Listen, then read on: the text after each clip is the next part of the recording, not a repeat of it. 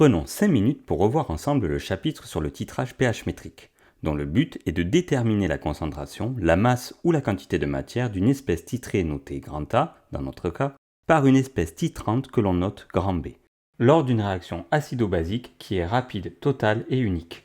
Le montage expérimental est le suivant.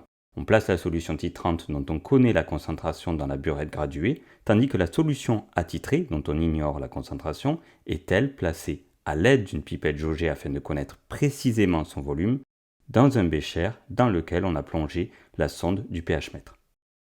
L'équation du titrage la plus générale possible est la suivante, avec petit a et petit b, les nombres stoichiométriques correspondant respectivement à chacun des réactifs, grand A et grand B. Dans ce chapitre, il faut connaître la définition de l'équivalence, qui se repère lors du saut de pH, visible sur le graphique dont on parlera tout à l'heure, et qui correspond au moment où les réactifs sont introduits dans les proportions stoichiométriques ou lorsqu'il y a changement de réactif limitant.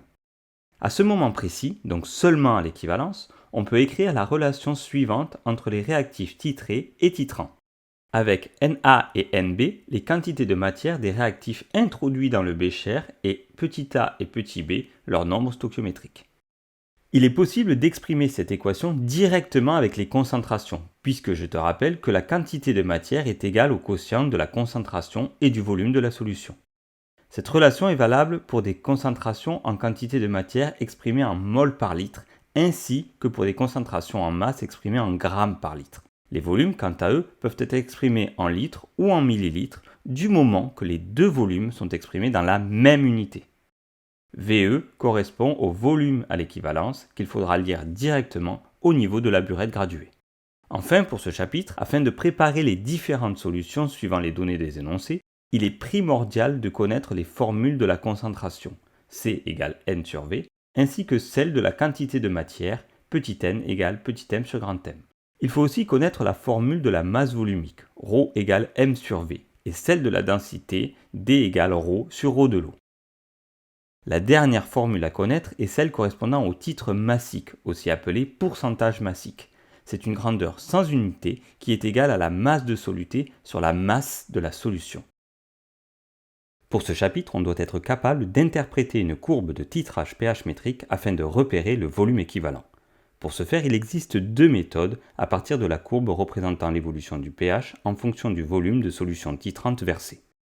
La première s'appelle la méthode des tangentes parallèles, et c'est la seule que l'on peut faire à la main sans ordinateur, même si on peut la faire avec l'ordinateur également.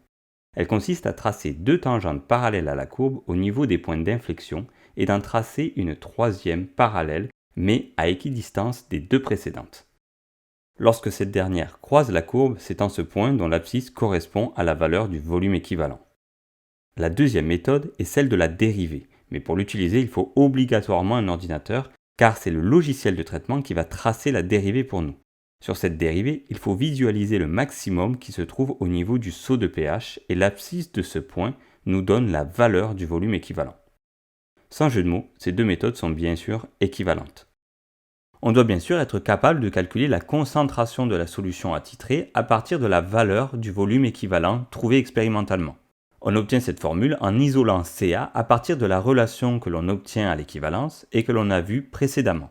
Là encore, il est possible d'exprimer les volumes en litres ou en millilitres du moment que les deux volumes sont bien exprimés dans la même unité.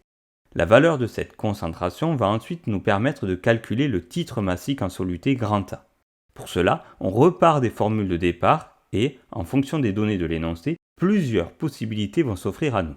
Il arrive très souvent que l'on n'ait pas accès à la masse de la solution, mais à sa masse volumique et à son volume.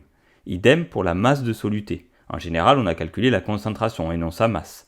Il faut donc être capable de faire intervenir la concentration en combinant plusieurs formules, comme je suis en train de le faire.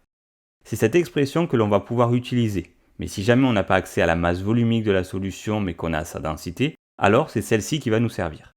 Tu l'auras compris, dans ce chapitre, il est primordial de savoir manipuler les formules littérales ainsi que d'utiliser correctement la masse volumique de l'eau qui peut être donnée en grammes par litre ou en grammes par millilitre. Et dans ce cas, attention aux unités. Lorsque tu utilises les formules, si la masse volumique t'est donnée en grammes par litre, alors utilise le litre pour les volumes. Si elle t'est donnée en grammes par millilitre, alors utilise plutôt le millilitre pour les volumes. Voilà, on vient de tout revoir sur les titrages pH métriques. N'hésite pas à récupérer la fiche de révision en passant par le lien qui se trouve en description et à t'abonner pour ne pas louper les prochaines. À bientôt!